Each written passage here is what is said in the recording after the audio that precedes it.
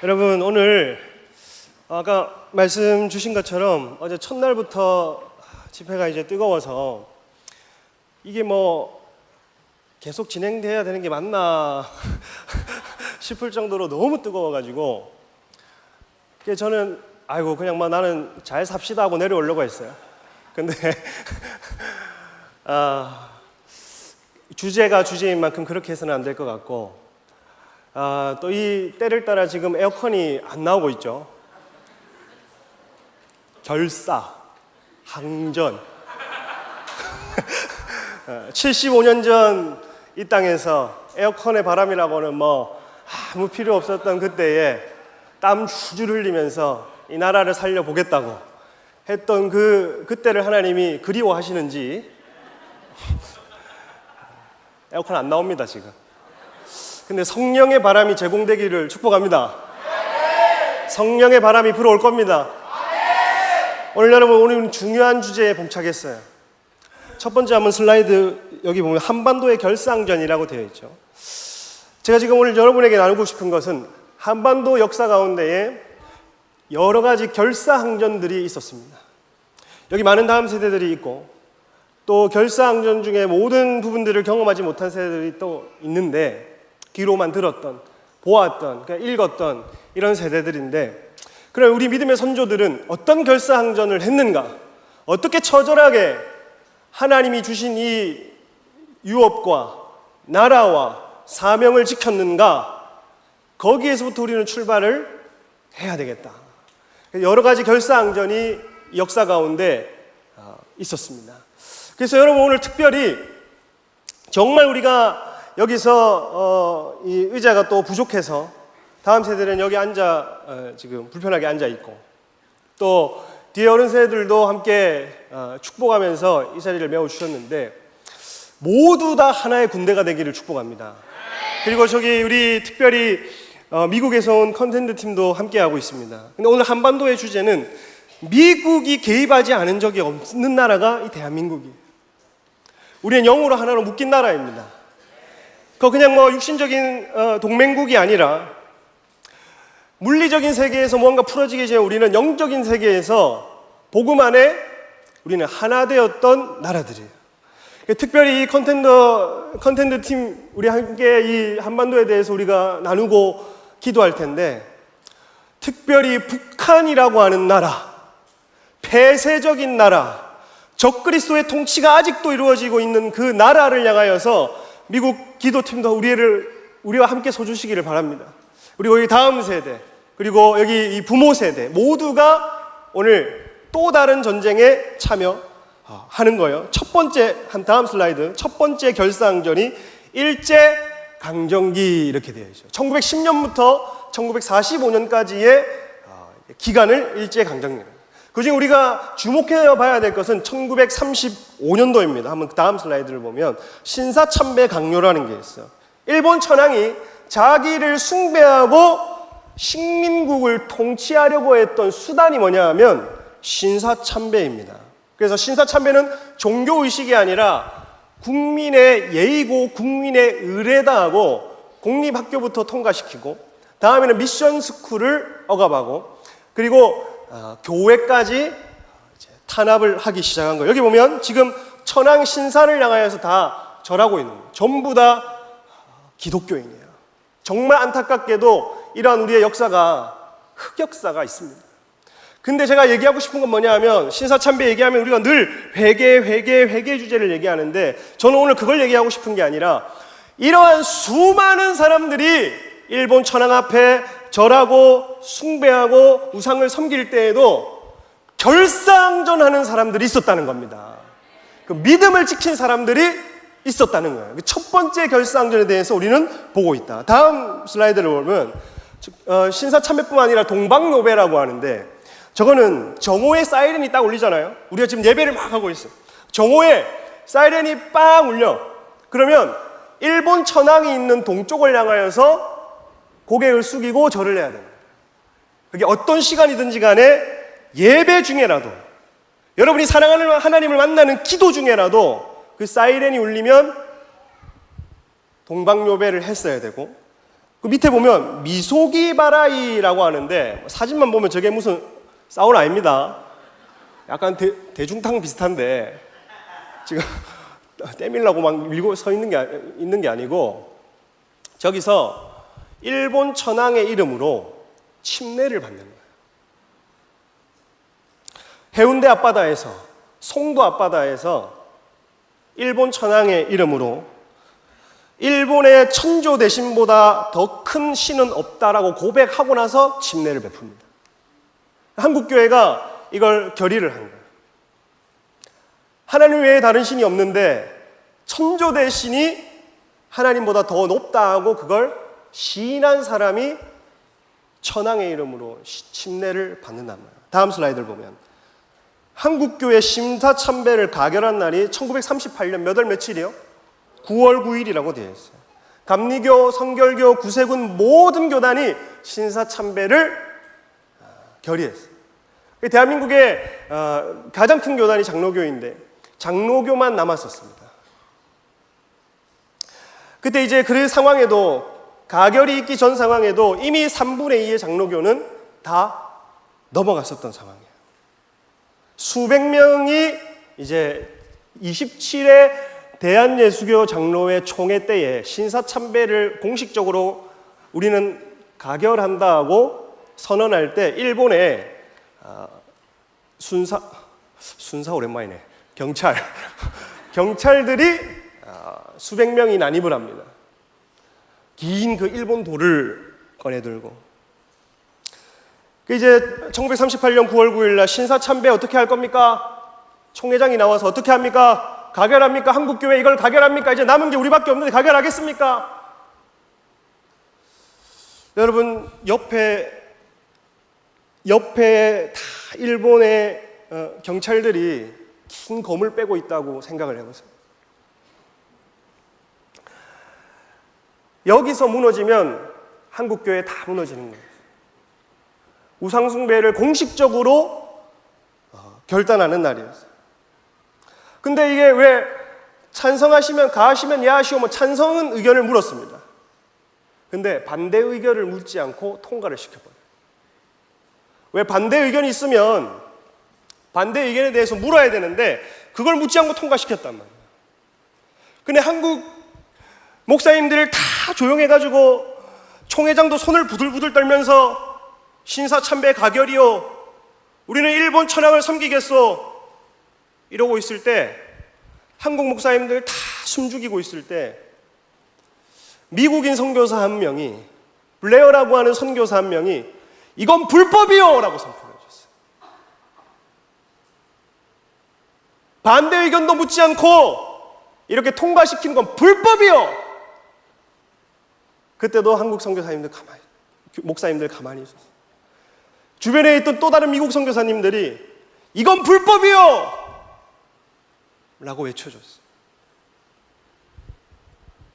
그러고 나서 이 한국교회 신사참배 가결 보면 가결문이 있습니다. 넘겨보도록 하겠습니다. 신사참배는 종교가 아니요 기독교 교리에 위반되지 않는 국가의식을 자각하며 이를 솔선하여 힘써 하기로 결의를 한 겁니다.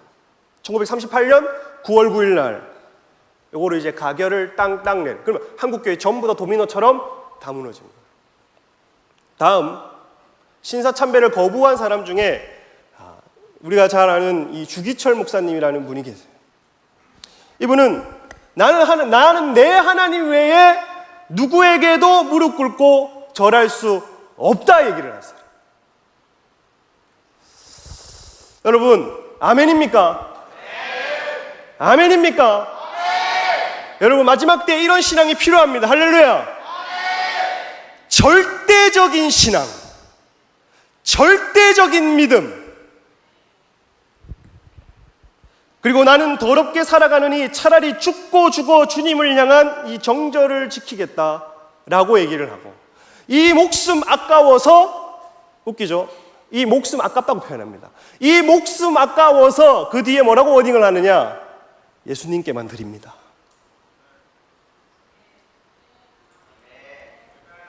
부디 예수로 죽고 예수로 삽시다. 이렇게. 그 다음 이 슬라이드를 보면 순교하세요. 그 주기철 목사님의 사모님이 세셔요. 순교하세요. 이거 잘 안 나오잖아. 순교하세요. 목사님이 순교하셔야 무엇이 산다? 한국교회가 살아난다.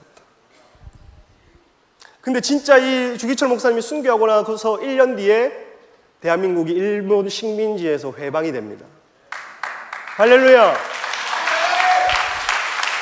이 주기철 목사님도 사람인지라 그 전날에 여보 나 숭늉 한 그릇만 먹고 싶소. 이런 걸 우리는 한국인이니까 이런 역사를 보다 보면 소위 국뽕이 차오르잖아. 그래서 나도 아침에 오늘 일어나서 저희 사모에게 나 혼자 막 취한 거야. 나 혼자 취해가지고 눈을 비비고 일어난 사모에게 숭늉은 내가 맛없어서 못 먹겠고 더우니까 여보 시원한 콜라 한 잔 먹고 싶소. 우리 사모가 뭐라 했냐면 콜라 끊으세요 이렇게. 아 그렇구나.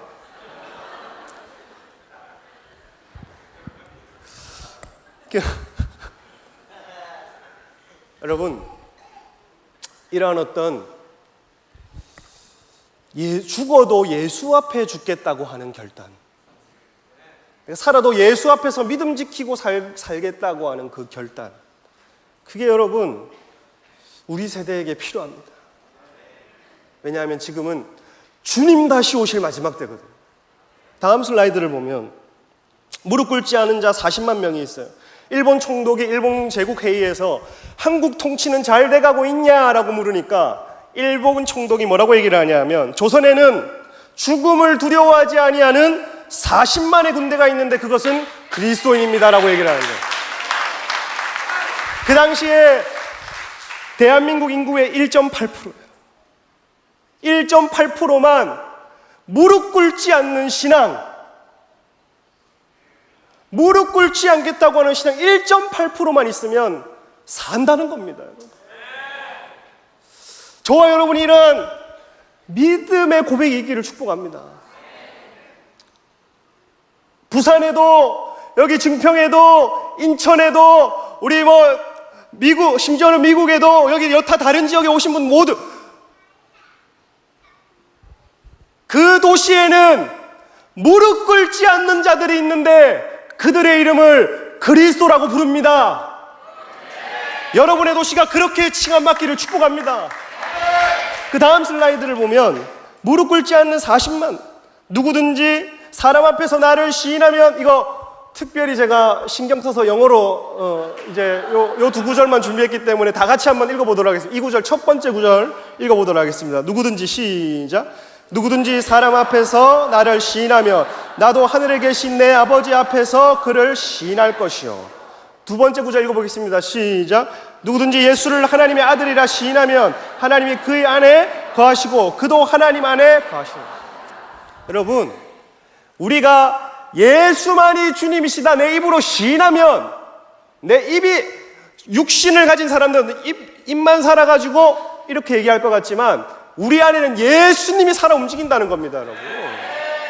다음 슬라이드를 보면 무릎 꿇지 않은 40만 또 보면 이건 다니엘의 성경 구절이에요. 다니엘이 풀무불 가운데 던져졌을 때 이렇게 얘기를 하는 겁니다. 나한테 절하지 않는 자는 풀무불에 모조리 던지겠다 라고 해서 다니엘의 세 친구들이 뭐라고 합니까?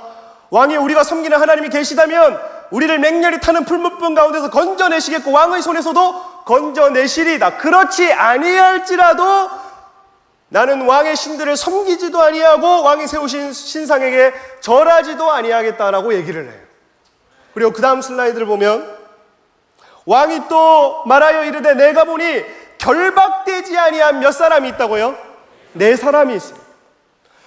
다니엘의 세 친구는 지금 3명이 풀무불 가운데 들어갔는데 풀무불 안에는 몇 사람이 있다고 되어 있습니까? 4사람이 되어 있는데 그 가운데 뭐라고 되어 있어요? 불 가운데로 뭐 하는데?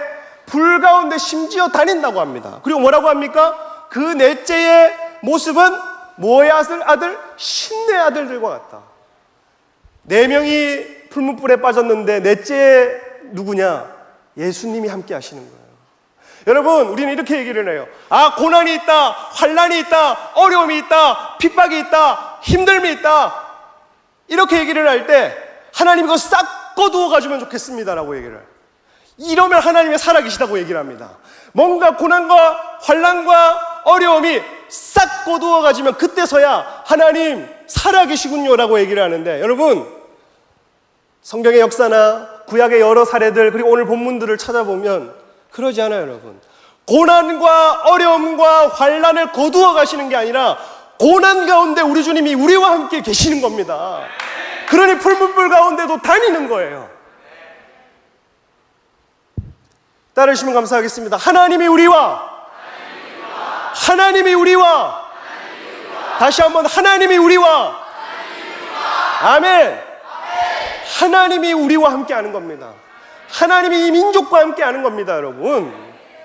그래서 지금 대한민국은 붉게 물들어가고 있는 아주 굉장히 어려운 시기를 살아가고 있는데, 통과하고 있는데, 그때 우리는 마음 같아서는 싹 거두어 가달라고, 싹 그냥 가져가 달라고 마음이 막 굴뚝 같지만, 한편으로는 그런 마음도 듭니다.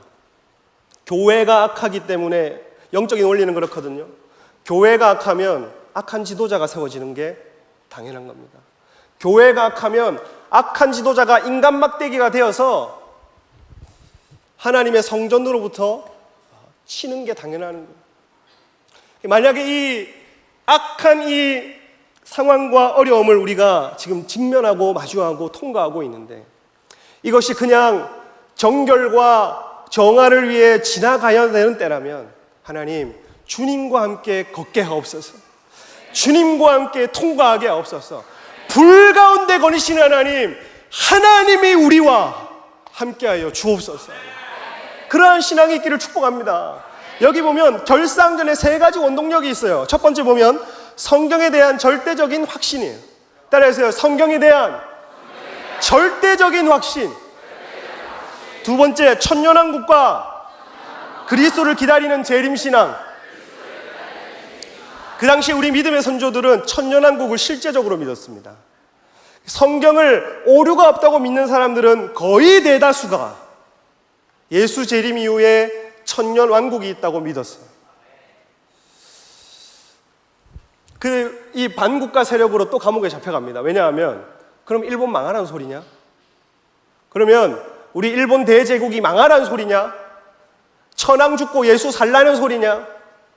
이렇게 하고 또 많이 사람들이 재림신앙 믿는 것 때문에, 천년왕국을 믿는 것 때문에, 그냥 성경 그대로를 믿는 믿음 때문에 어려움을 겪었어요. 말씀과 기도대로 사는 사람 어려움이 있습니다, 여러분. 근데 그게 여러분 장차 우리가 받을 영광과 비교할 수가 없다고 되어 있어요. 여러분, 우리가 조금 힘내서 이 어려운 시기 기도로 뚫어내고 하나님 얼굴 한 분만 구하면서 통과해 봅시다, 여러분. 그러면 장차 올 영광이 이 민족 가운데에, 장차 올 영광이 이 한반도 가운데에 비교할 수 없는, 지금의 고난과 지금의 절망과 지금의 낙심과는 비교할 수 없는 영광을 하나님이 주실 줄 믿습니다. 다음 슬라이드를 보면 결사항전의 세 가지 원동력 중에 평양대부, 세 번째는 하나님이 절대적인 신앙, 이게 있었고, 말씀대로 믿는 신앙이 있었고, 재림신앙이 있었고, 예수님 다시 오십니다. 다음 세대 여러분. 두 번째 이 원동력은 반드시 가져야 돼요. 예수님 다시 오십니다. 어쩌면 저와 여러분이 육신에 두 눈을 뜨고 살 때 오실지도 모르겠습니다. 여기서 제가 또 날짜까지 나아가면 저는 이단이 돼버리는데 더 이상 얘기하지는 않겠어요. 그러니 세 번째는 하나님이 고난을 통과하기 위해 한반도 땅 가운데 방문하신 때가 있습니다. 앞으로 다가올 고난을 통과하라고 방문하신 때가 있는데, 일제의 박해를 이길 수 있었던 일은 환란 전에 하나님의 역사하신 대부흥, 즉 하나님의 방문이 있었다. 평양의 선교사들은 한반도가 이제 식민화가 된다고 하는 소식을 듣자 이거 부흥 말고는 대한민국에 답이 없다 이렇게 얘기를 했어요. 그렇게 해서 윌리엄 존스톤이라고 하는 목사를 초청을 합니다. 이분도 미국 목사님인데 뉴욕에서 파송받은 목사님인데 인도와 웨일즈 부흥을 겪었던 분이에요. 이 사람이 이렇게 얘기를 합니다. 인도의 부흥, 웨일즈 부흥을 평양 선교사들과 성도들에게 전파하면서 조선에는 누가 성령 충만함을 받고자 하는가 하므로 손을 들고 일어나시오. 요즘 우리 한국 사람들은 이렇게 얘기를 하면 부끄러워가지고 100%다. 누가 성령 충만 받을래? 누가 부흥 한가운데 뛰어들래? 누가 내 역사 가운데 뛰어들래? 우리나라 정서상 저요 못한다. 근데 누가 했느냐? 길선주. 다음 슬라이드 보면 평양 대부흥이 주역이 될 길선주가 손을 들고 내가 성령 충만을 받고 내가 부흥을 보고 싶어서 손들었더니 존스턴 목사가 반드시 조선 땅에 부흥이 올 것이다 예언을 해버리는 겁니다. 그로부터 2년 뒤 다음 슬라이드. 존스턴 목사는 웨일즈 부흥의 열쇠를 알려줬어요. 사람들이 부흥의 열쇠가 뭡니까? 라고 했을 때 존스턴 목사가 이렇게 얘기를 합니다. 각 사람마다 큰 소리로 부르짖어 하나님을 향하여 기도할 때 얘기를 하는 거예요. 그러니 한국교회의 부르짖는 기도가 이때부터 태동이 되는 거예요. 부흥이 어떻게 온다고? 어떻게 온다고? 웨일즈 부흥 어떻게 왔다고? 그건 가르쳐주고 가야지. 각 사람이 하나님의 방문을 간절히 기도할 때 하나님은 이곳에 오신다라고 얘기를 해요. 여러분, 오늘 우리가 이 한반도의 주제를 놓고 메시지를 다 나누고 기도할 때 여기 있는 한 사람도 빠짐없이 각 사람이 하나님의 얼굴을 구하며 한반도에 하실 일들을 기다리며 기도할 때 그것을 우리는 바라보고 기도하는 겁니다. 그 다음 슬라이드를 보면 2년 뒤에 정확하게 평양대 부흥이 찾아와요. 길선주 장로는 1년 전 친구가 죽기 전에 재산을 맡겼어요. 그때 강력한 회개의 영이 부어졌는데 우리처럼 이렇게 낮에는 기도하고 전도하고 밤에는 이런 어떤 집회를 했어요. 그걸 이제 계속 해요. 4일부터 15일까지. 근데 이제 길선주 장로가 이렇게 얘기를 하는 겁니다. 나는 사실 내 친구가 1년 전에 친구가 재산을 넘기고 갔을 때 이거 우리 아내는 이거 셈을 잘 못하니 자네가 좀 해주게 라고 했는데 그 당시 하나로 3억을 사치해버립니다. 그리고 어떤 여인은 이 회개의 고백을 듣자마자 나는 청일전쟁 때에 피난하려고 뛰어가다가 이 아이가 너무 무거워서 이 아이를 그냥 나무에 내쳐서 죽였다는 거예요. 나는 그런 살인자라고 하는 겁니다. 그래서 선교사님들이 이렇게 기록을 해놨어요. 평양에는 인간이 지을 수 있는 모든 죄가 토해내어졌고 사함받았다. 그로부터 평양은 유례 없는 하나님의 도성이 되었다. 그리고 나서 그냥 회개하고 눈물 짜고 끝난 게 아니라 손해를 끼친 사람에게는 가서 내가 미안하다. 저울을 속여 팔고 그렇게 왜 우리도 왜 그 족발 시켜 먹을 때 밑에 뼈 많으면 기분 안 좋잖아. 그런 것처럼 내가 속여서 팔았다. 그런 거 미안하다 사과하고 그렇게 미안하다고 이렇게 형제의 어떤 그 용서와 사랑이 도시 가운데 덮어버려요. 그 다음 슬라이드. 근데 여러분 약속의 도시 부산 따라해보세요. 약속의 도시 부산. 여러분 평양 대부흥이 있었을 때 대한민국 모든 도시에 제주도까지 모든 사람이 이 부흥의 불씨를 날랐거든요. 근데 부산에는 어찌된 일인지 부흥이 안 왔어요. 부흥이. 이거는 근거 있습니다. 근거 있는 자료입니다. 대한민국 교회사 최고 권위자 중에 한 분이 직접 얘기를 한 거예요. 부산에는 한 번도 평양 대부흥에 불씨가 온 적이 없다. 그러면 뭐냐? 어떻게 부산의 교회가 세워졌느냐? 소수의 교회는 있었지만 피난민들이 내려오다가 더 이상 갈 데가 없어가지고 부산에 와서 그냥 숟가락 하나 들고 믿음 하나 들고 와가지고 여기서 기도하고 예배하고 말씀 읽고 그렇게 하다가 교회가 자연적인 이동 때문에 성장이 돼버린 거예요. 부산은 그 피난민들을 받은 도시입니다. 가마솥 부자라고 했죠. 담아내는 도시인데 이 부산은 예로부터 피난민들을 담아냈던 도시예요.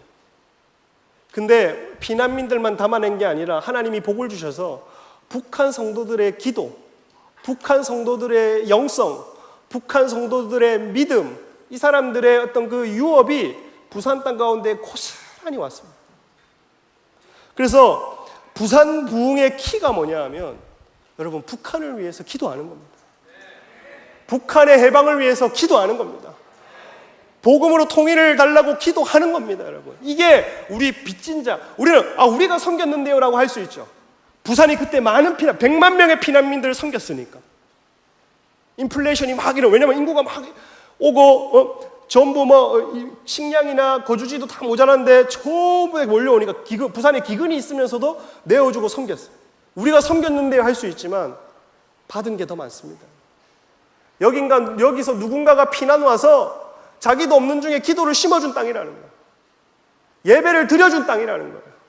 하나님의 임재를 끌어당긴 땅이라는 거예요. 그러면 부산 부흥에서 반드시 빼놓을 수 없는 키는 북한 동포의 해방, 복음, 통일인 거예요. 일제강점기 때를 통과했던 평양대 부흥이 마지막 때의 예표라면 부산에 일어날 부흥은 실제적으로 마지막 때를 통과할 부흥이 될 것입니다. 다음 슬라이드를 보면 두 번째 결사항전 6.25 한국전쟁. 6.25 전쟁이 다음 슬라이드를 보면 1945년 8월 15일 조선이 일제 치하에서 해방되었는데 바로 이렇게 상황이 좋아진 게 아니에요. 38 분단선 이북으로는 소련이, 이남으로는 미국이 다스리면서 반쪽짜리 해방이 된 거예요. 그렇게 원수가 북한 땅을 안 내놓는 겁니다. 해방되자마자 우리가 얼싸안고 한번 회복되는 줄 알았는데 공산주의의 영이 이걸 그냥 놓지 않고 또 그것을 수탈하고 가져가는 거예요. 남북 서울과 평양에서 각자 정부를 수립하고 첫 번째 목표를 삼았는데 그게 뭐냐 하면 남한 정부, 북한 정부 모두 다 우리는 통일을 할 것이다. 어떤 통일이 돼야 되겠어요, 여러분? 남한으로 인한 통일이 돼야 되겠죠. 자유 통일이 돼야 되는 겁니다. 다음 슬라이드를 보면 김일성의 교회 박해가 있어요. 김일성은 교회를 제거하지 않으면 한반도의 적화 통일은 없다고 교회를 제거를 합니다.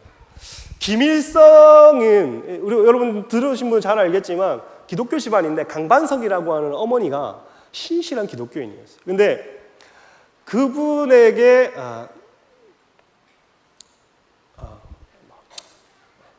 넘어가도록 하겠습니다. 이것도 말을 계속 하다 보면 시간. 1번 김일성이 교회 박해를 시작하는데 어떻게 얘기를 하냐면 정치에 관여하는 목사들 전부 납치하고 살해를 해버립니다. 그리고 토지와 건물을 강제로 몰수해버립니다. 그러니 교회의 역할을 막아버리는 거죠. 그리고 헌금을 금지시켜버립니다. 그리고 진화론과 마르크스 레닌주의 교육을 바로 실행해서 유신론을 제거하려고 하는, 하나님을 제거하는 겁니다. 종교활동 감시하고 주일 예배 방해했습니다. 그리고 평양신학교에 스탈린과 김일성 사진을 걸어놓고 신학생들 사상 검증을 해버려요. 교회 말살 정책을 펼쳐버린 거예요. 다음 슬라이드. 북한 정권 수립과 교회의 지지. 아까 여러분 신사참배 몇 월 며칠 날 일어났습니까? 9월 9일이었죠. 1938년 9월 9일입니다. 10년 뒤에 1948년 9월 9일이 되니까 북한 정권을 수립합니다. 그리고 1948년 9월 9일이 되니까 한국교회가 장소도 똑같아요. 서문박 교회에서 신사참배를 가결한 그 10년 뒤에 김일성 정권을 지지하겠다고 선언을 해버립니다. 그리고 한국교회는 북한의 공산정권을 지지하는 교회와 거부하는 교회로 정확하게 나뉘면서 이때부터 결사항전이 시작된 겁니다. 다음 슬라이드를 가보면 하나님의 환난 준비, 하나님은 이 대한민국에 이 환난을 통과하게 하기 위해서 부흥을 주셨는데 처음에는 미국의 부흥을 주셨어요. 왜 미국의 부흥이 준 게 우리랑 뭐 상관이냐? 1949년도에 빌리 그레이엄을 통해서 부흥이 오지 않았더라면 한국교회의 그 불씨가 넘어가지는 않았을 겁니다. 하나님 미국 교회에 부흥을 주셨는데 전 세계의 공산화로 물들 때에 뭐라고 이제 빌리 그레이엄이 무슨 메시지를 했느냐? 부흥만이 미국을 살릴 수 있고 악마의 세력에서 저항할 수 있다. 빌리 그레이엄은 자신의 복음전도 설교에서 항상 반공 설교를 빼놓지 않았어요. 그때 세계관이 그랬어요. 소련을 중심으로 한 공산주의는 악의 세력으로 세계관이 그랬습니다. 그리고 하나님께로 돌아가고 예수께로 돌아가고 성경으로 돌아가라 이렇게 얘기합니다. 미국인들에게. 우리 한번 따라해 주시면 감사하겠습니다. 하나님께로 돌아가고 예수께로 돌아가고 성경으로 돌아가라. 그때의 이 메시지가 미국 전역의 부흥을 일으키는 거예요. 전도운동이 일어나는 겁니다. 선교사들이 자원하는 겁니다. 한국이란 땅에 대해서 관심을 가지기 시작하는 겁니다. 그래서 많은 선교사 청년들이 일어나는 거예요. 다음 슬라이드를 보면 하나님의 환난 준비 이 미국 부흥에서 1945년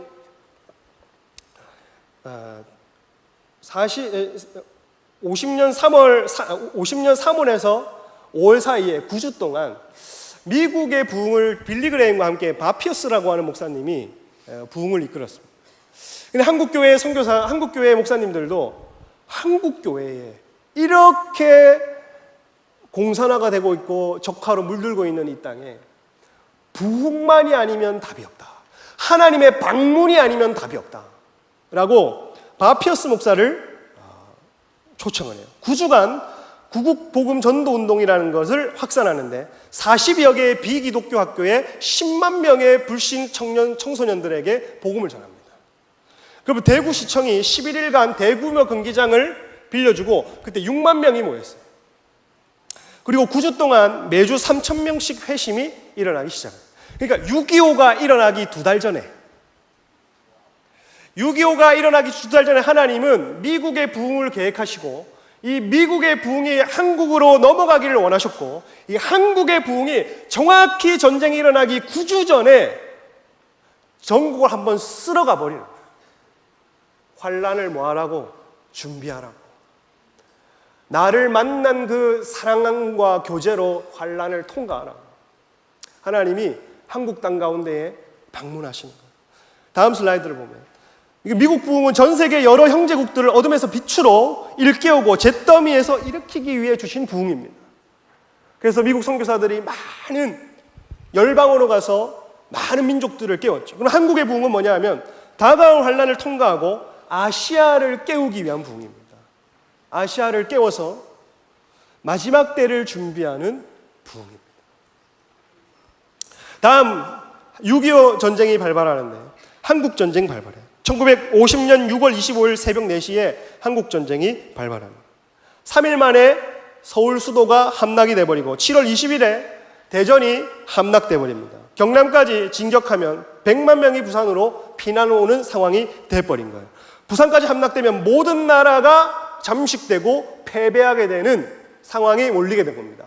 이때의 최후 전선을 우리는 뭐라고 부릅니까? 낙동강 전투, 낙동강 방어선이라고 부릅니다. 여러분이 밟고 있는 이 땅에서, 여러분이 서서 예배하는 이 땅에서, 여러분이 기도하고 있는 이 땅에서, 여러분이 주님의 소리를 바라는 이 땅에서 최후의 전쟁을 벌인 거예요.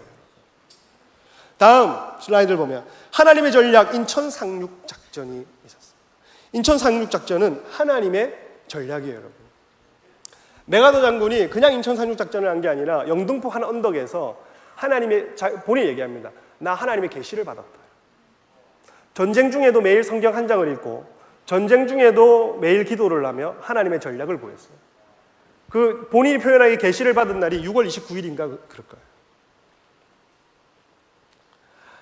여러분, 군인이 그냥 전쟁 수행 잘하는 것만으로도 누가 뭐라 할 사람 없습니다, 여러분. 근데 그 총포탄이 날아가고 전우가 죽고 생사가 갈린 그 상황에도 매일 하나님과 연결된 삶을 살았다는 거예요. 매일 하나님과 연결되어서 묵고 살았다는 거예요. 하늘의 총포탄에 주목하지 않았다는 거예요. 매일 하나님의 감동을 받고 매일 하나님께 아뢰고 하나님께 연결된 사람이 있었어요. 이 뭐냐면 여러분, 환난 때 여러분의 기름을 부으십시오.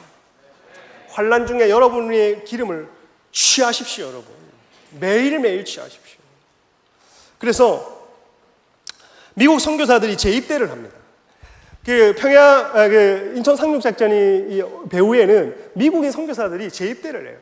남쪽으로 계속 내려오니까 거주지가 다 북한군에게 함락되죠. 그리고 또 식량이 끊어지죠. 그러니 미국 선교사들이 가고 싶어도 미국 정부에서 그걸 막아버리는 겁니다. 근데 갈 수 있는 방법이 뭐였냐면 재입대하는 거예요. 미국 선교사들이 나 그러면 재입대를 해서라도 한국으로 가겠다는 거예요. 결사하는 마음으로 간 거예요. 여기 오신 이 미국의 팀들, 여러분, 이 아시아의 결박을 끊는 마음으로 와주신 것에 감사합니다.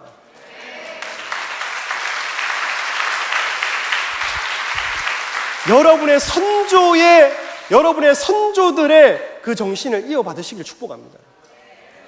여러분 보면 코리안 키즈들이 있어서 한국에서 자란 선교사 2세들도 미군에 지원을 하고요.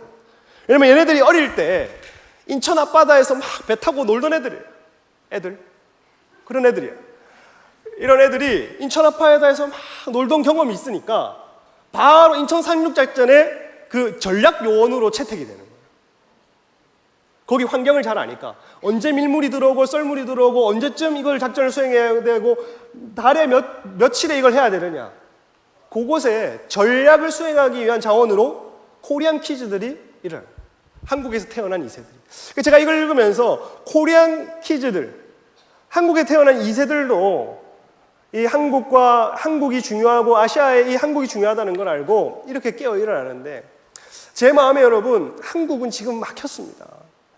암울한 명 말고 흑암을 보자면 한국은요, 이 내부에서 할 수 있는 일이 너무나, 정치 모든 것이 막혔어요, 여러분. 제 마음이 어떤 마음이 드냐면 미국의 해외 동포들과 해외 교포 2세들, 이런 사람들 깨어 함께 일어나야 되는 겁니다. 그 당시에는 코리안 키즈들이 일어났다면 이제는 미국에 거주하고 있는 2세들, 이런 사람들, 모스탄 이런 사람들이나 각 교회에 이런 어떤 이 한국과 혈연적으로 역사적으로 관련된 이런 사람들까지 다 같이 일어나서 무엇을 위해? 이 아시아에 하나님이 마지막 때에 부어주실 한반도 통일과 세계 선교의 한 지점, 하나님의 역사의 지점이 되기 위한 것을 위해 함께, 내 나라 네 나라가 아니라 하나님 나라 안에서. 다음 슬라이드를 보면 하나님의 전략 인천 상륙작전의 코리안 키즈 중에 한 사람의 대표적인 인물이 있는데 윌리엄 쇼라고 하는 사람이 있어요. 이 사람이 뭐라고 얘기했냐면 한국 전쟁이 일어나고 그 소식을 듣자마자 이렇게 얘기를 하는 겁니다. 아버지에게 이렇게 편지를 해요. 아버지, 한국인들은 자유를 위해서 저렇게 피를 흘리고 있는데 내가 전쟁이 다 끝나고 모든 평화가 다 찾아오고 모든 것이 다 안전할 때에 한국으로 돌아간다면 무슨 의미가 있겠습니까? 나 그 땅에 가겠습니다. 요한복음 15장 13절을 이 사람이 읽고 갑니다. 이 말씀을 마음에 새기고 가요. 뭐라고 되어 있습니까? 사람이 친구를 위하여 자기 목숨을 버리면 이보다 더 큰 사랑이 없나니. 요 말씀을 붙들고 나아갑니다. 저는 여기 이 미국 팀들에게도 이 마음이 있어서 아시아의 여러 국가들을 밟아주셨다는 그런 마음, 그런 확신이 있습니다, 여러분. 미국의 선교사님들, 그리스도인들 75년 전에 요 말씀을 실천한 사람들이에요. 오늘 이 말씀을 실천해 줄 우리의 형제된 나라들, 교회들이 필요합니다. 이거는 이 대한민국의 이 체제 전쟁과 마지막 때의 전쟁은 대한민국의 홀로의 싸움이 아닙니다. 하나님 나라의 전쟁이요, 하나님 나라의 전투요, 하나님 나라의 승리로 우리가 함께 취할 겁니다.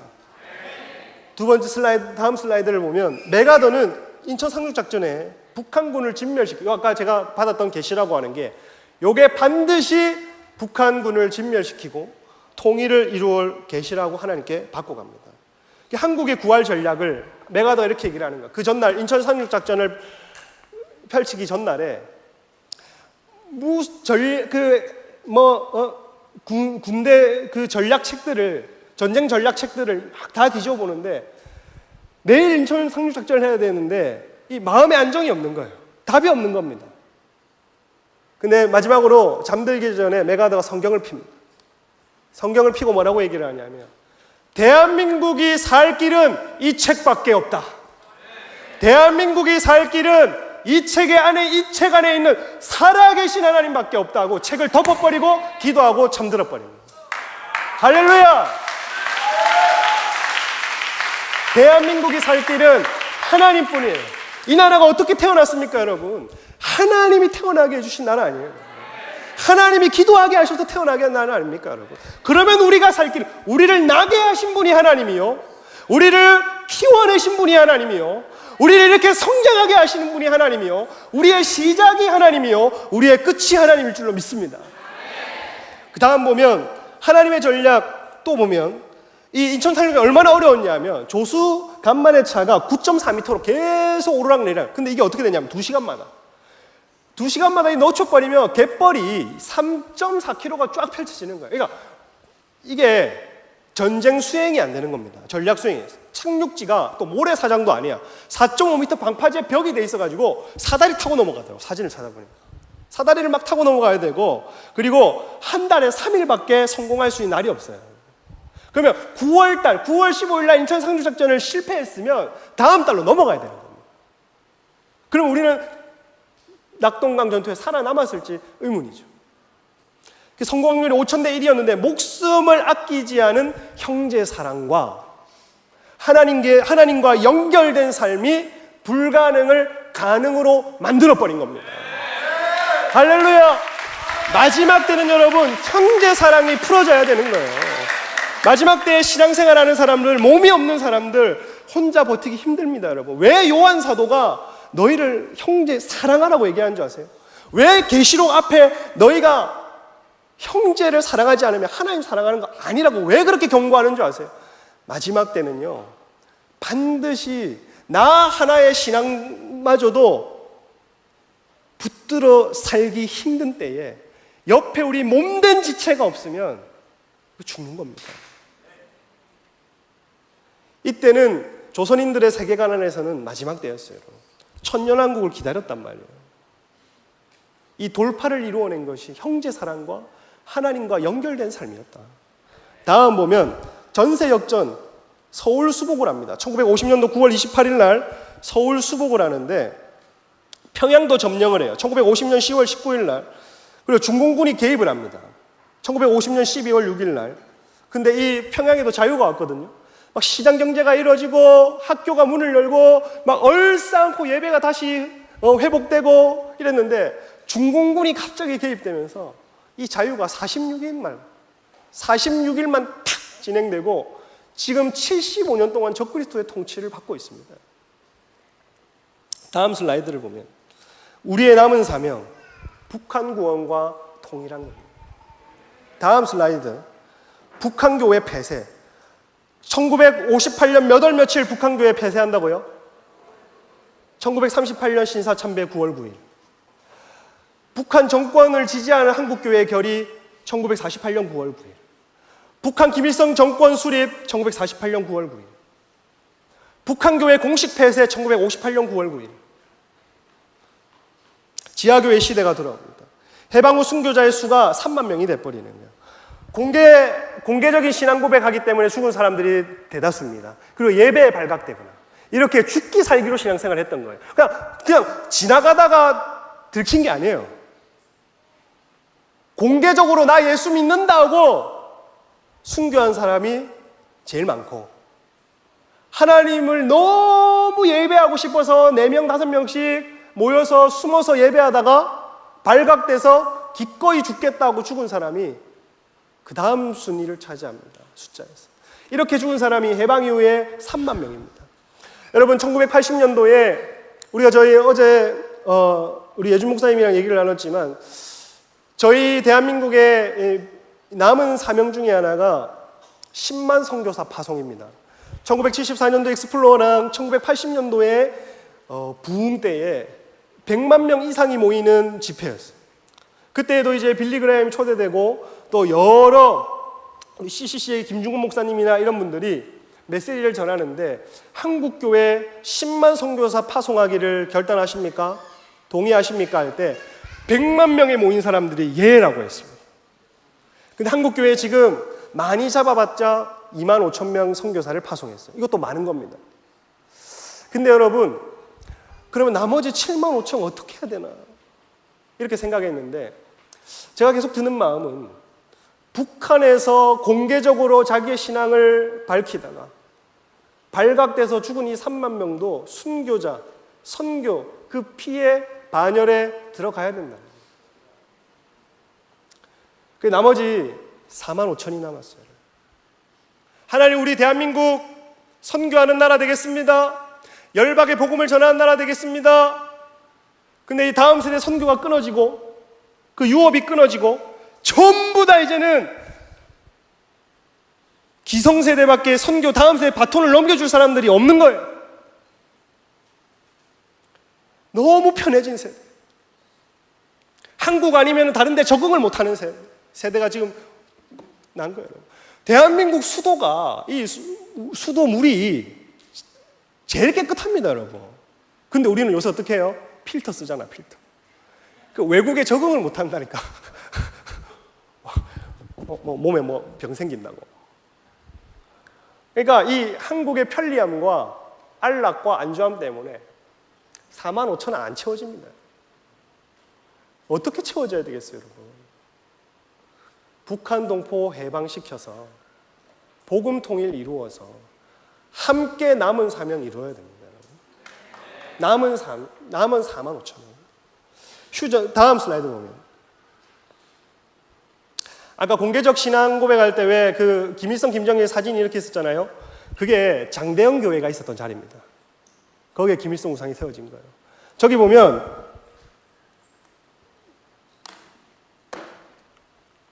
레이저 포인트 없네. 저기 제 손가락 가르치겠습니다. 저기 휴전 협정에 사인을 하는데, 김일성이 이제 우리 휴전하자, 이게 세계 정세도 그렇고 이게 인명 피해도 그렇고 고착화되어서 우리 휴전하자 하고, 우리 지금 여러분 전쟁을 쉬는 국가입니다. 그래서 이거 한번 해보려고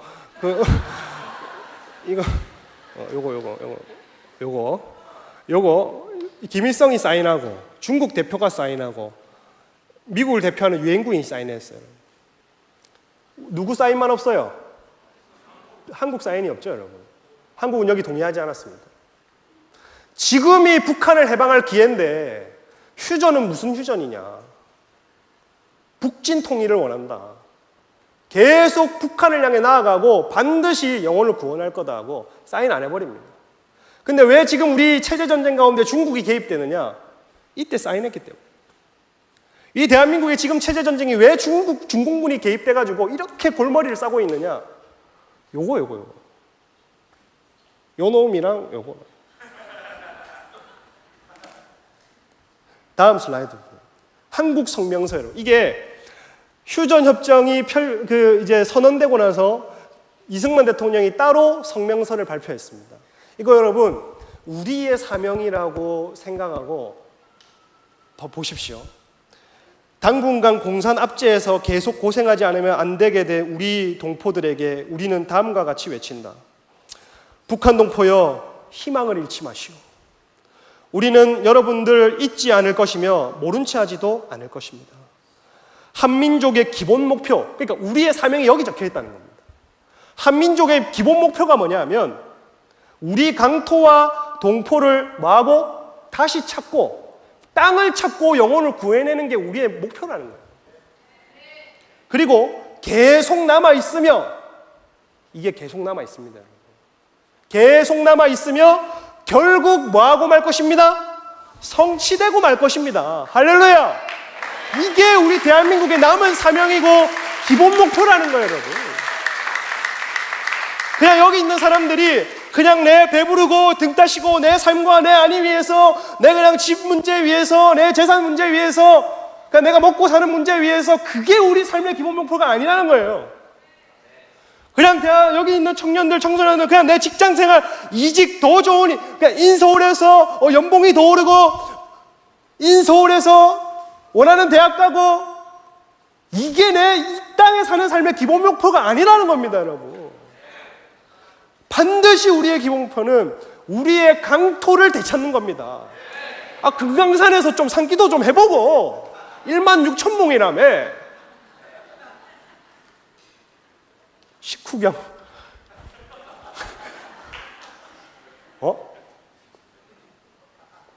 여러분, 지금 38,000개의 김일성 우상이 전부 도시에, 북한 도시에 다 깔려 있는데 그거 하나하나 다 부수고 교회 세워지는 모습, 여러분 여기 있는 10대가 세우시기를 축복합니다. 여기 있는 20대가 세우시기를 축복합니다. 돈 많이 벌어라. 교회 좀 세우게, 북한 가서 기도 빡세게 하고. 그래서 여러분, 우리의 기본 목표가 있다면, 다음 우리 40년 주기가 왔습니다. 제가 보면, 여러분 좀 설명을 간단하게 해볼게요. 1948년 9월 9일 여기서부터 지금 1994년대에 이제 지금 빨간색으로 쳐진 데가, 김일성이 1994년도에 7월 며칠 날 죽었더라. 내가 그 죽음까지 생각해야 되나? 7월 며칠 날 죽었어요. 어쨌든 김일성이 죽고 1996년도부터 99년도까지 뭐가 일어납니까? 고난의 행군이 일어나요. 북한의 대기근이 일어납니다. 수백만 명이 굶어 죽어요. 근데 여기 보면 1958년도 북한 교회가 폐쇄가 되잖아요. 9월 9일 날. 공식적으로 북한 교회가 폐쇄가 되니까 그 안에서 계속 복음을 전하면 죽여버리고, 예배를 하면 죽여버리고, 정치범 수용소에 가둬놓으면 2년 만에 죽어버리고, 그러니 복음이 전해지는 속도보다 박해 때문에 죽는 속도가 더 빠르게 되는 겁니다. 그러면 이게 복음이 전해지는 속도보다 박해가 더 빨라지기 때문에 더 이상 복음의 맥이 이어지지 않으면 어떻게 된다는 거예요? 자연적으로 교회가 소멸될 위기가 있었습니다. 그게 언제냐 하면, 교회가 전면적으로 지하교회로 들어간 58년도, 68년도, 78년도, 88년도, 90, 40년째 요때에 교회가 한번 소멸 위기가 옵니다. 근데 이 김일성이 죽고 나서 그 믿었던 그 령도자가 죽어버리는 거예요. 우리를 고깃국 먹여줄 것 같았던 그 영도자가 굶겨 죽여버려. 자기가 먼저 간 거야. 근데 그 이후에 대재앙이 일어난 거야, 북한에. 먹을 게 없어가지고 북한 사람들이 탈북하기 시작한 거예요. 1996년도, 99년도까지. 탈북을 해가지고 나 먹을 거 찾아서 가겠다고 먹을 거 찾으러 갔는데, 먹을 거는 고사하고 뭘 만나냐 하면 북한 적경 지역에 있는 선교사들을 만나가지고 복음을 들어버리는 거예요. 그러니까 복음을 듣고 예수를 믿고 다시 북한으로 들어갑니다. 그럼 어떻게 되겠어요? 40년 만에 교회가 소멸 위기가 생겼는데, 그 40년째 해에 육신의 눈으로는 북한의 대기근과 재앙이 일어났지만 영적인 시야로는 하나님이 북한 교회를 소생시킨 때입니다. 그러면 이때에 1998년도, 9년도 이때부터 다시 40년이 이제 흘러가고 있는 거예요. 이제 김정은 때의 박해가 더 심해져가지고 다리를 끊어버렸잖아요. 북송에 탈북하면 그냥 송환해 버리잖아요. 경계 더 심해졌잖아요.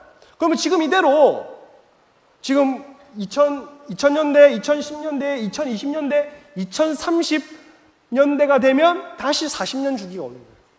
우리에게 남은 10년이 남은 겁니다. 이 남은 10년에 필사적으로 우리는 복음 통일을 위해 기도해야 됩니다. 이 남은 10년에 필사적으로 북한 구원을 위해서 기도해야 되는 겁니다. 이 남은 10년에 하나님, 이 복음통일이 이루어서 이 대한민국 세계 선교 함께하는 나라 되게 하여 주십시오 하고, 이 남은 10년에 한국교회가 영을 던져야 되는 거예요, 여러분.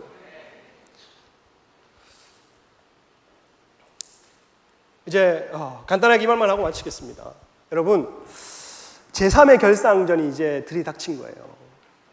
북한 동포를 해방하고 북한의 강토를 되찾는 게 우리의 사명이라고 했습니다. 남은 사명. 근데 지금 이 시대에 대북 방송을 중단하기로 했어요. 그러면 북한을 살리겠다는 겁니까? 죽이겠다는 겁니까? 죽이겠다는 결정을 지금 이 정부 때 하고 있는 겁니다. 대북 전단하는 사람 처벌하겠다고 지금 엄포를 했습니다.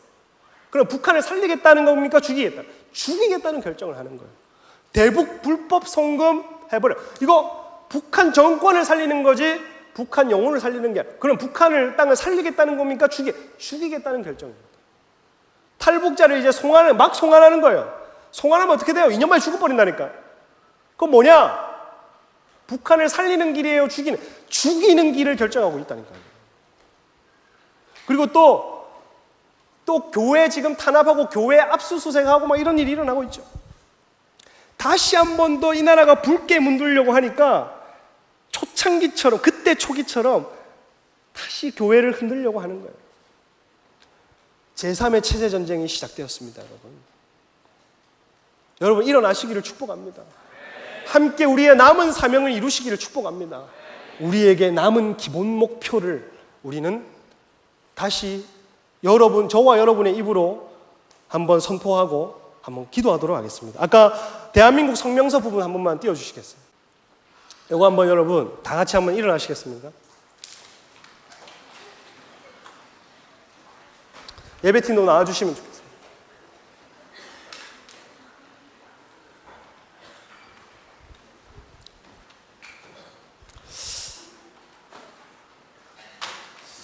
여러분,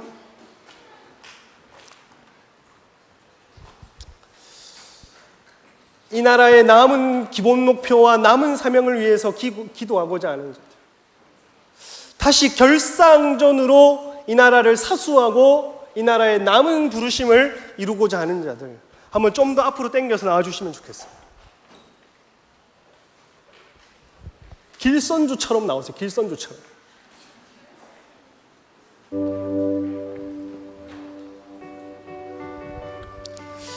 미국 지체들도 함께 나와주셨으면 좋겠습니다.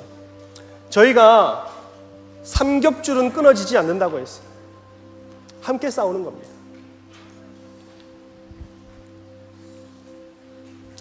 우리가 다 같이 한번 이 성명서를 한 목소리로 읽는 겁니다.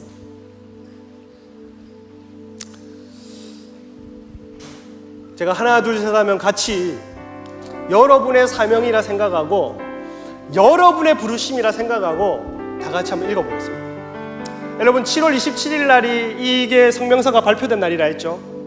다음 주 주일입니다. 여러분 기억하십시오. 한번 다 같이 읽어보겠습니다. 시작.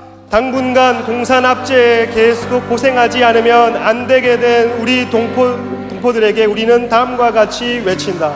북한 동포여, 희망을 잃지 마시오. 우리들은 여러분을 잊지 않을 것이며 모른 채 하지도 않을 것입니다.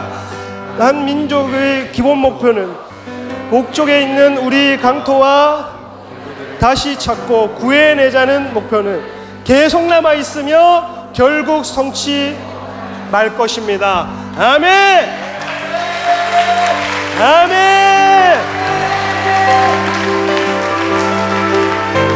우리는 다시 찾고 우리는 구해낼 것입니다. 우리의 땅과 우리의 영혼을 다시 찾고 우리는 구해낼 것입니다. 우리 부르심에 합당하게 반응하고자 하는 자들 두 손 들고 한번 기도했으면 좋겠습니다.